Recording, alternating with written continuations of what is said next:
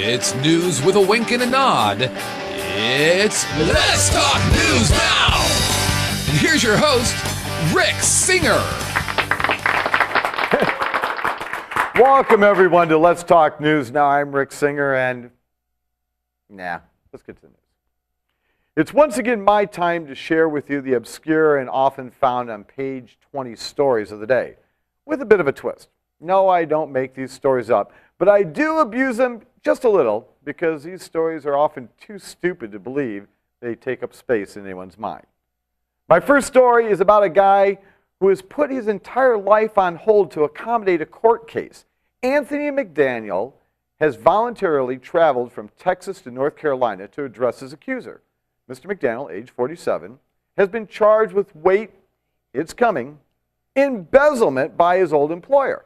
McDaniel's old boss, the owner of Fayetteville, North Carolina's Skibo Skillet, which, by the way, Skibo Skillet is now out of business, has accused McDaniel of having pocketed meatballs, corn on the cob, and anchovy dip during his employment with the now-defunct restaurant. Okay, so where do I begin? The ridiculousness of the case, the prosecutor's office that issued a warrant, or the idea of how the victim is gathering evidence?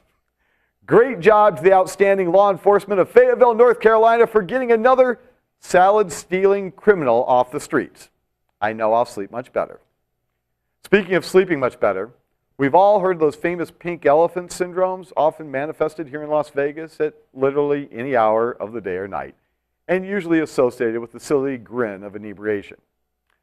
Well, if you're in Burmese, you wouldn't need an excuse to spot a pink elephant, speak elephant, because they really do exist. The highly regarded white elephant, honored in Burmese for bringing good luck, actually has a pink tint to its textured body when submerged in water.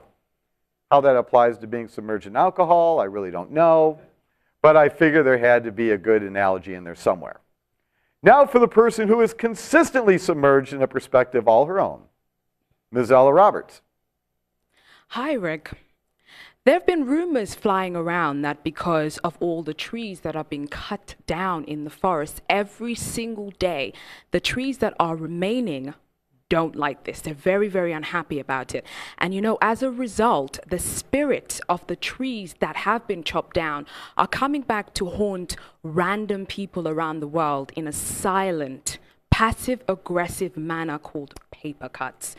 Now, do you realize that whenever you have a paper cut, you never know when it occurred, and mysteriously, suspiciously, the piece of paper, the offensive piece of paper that caused the paper cut, is nowhere to be found? This is the wrath of the spirit trees having been chopped down. I'm Ella Roberts for Let's Talk News Now. Back to you. Thanks, Ella, for finally coming in out of the woods. It's time once again for our tweetments. If you're unfamiliar with this method of communication, I have oftentimes referred to tweeting as the haiku of texting. Each Twitterer is provided a platform of 140 characters to send a message of outstanding insight or wisdom, and this is our moment to share tweets with you. Now to our first tweetment of the day. Mom, my friends don't care if my room is messy. They just care if we have food. Nothing says I'm fat like wearing a t-shirt in a swimming pool. You plus best friend equals fun and trouble. And now for our final tweetment of the day. Dear Math, I'm sick and tired of finding your ex. Just accept the fact that she is gone. Move on, dude. And that's our tweetments for today. Oh my goodness, we got one heck of a show going on with all kinds of things happening. First and foremost, happy Easter to everyone. I hope you have an absolutely fantastic weekend. We have with us today, we have Deborah Ashton Scott. Mrs. Nevada International is going to be here. We have Ella Roberts, of course, will be back with her Eat segment, along with Dave Robbins from Vegas News Review. But in my very next segment, I have Chris Edwards, who's going to be joining me here. We're going to be talking a little bit about politics. Now, one last final note, and that is to mark down a few things on your schedule. This upcoming Wednesday, we're going to have a fundraising event for Miracle Flights for Kids. That's going to be held at the Queen Victoria Pub. And also, this upcoming weekend, we're going to be at the Tour de Cure. So we're taking a break. We'll be right back with Chris Edwards.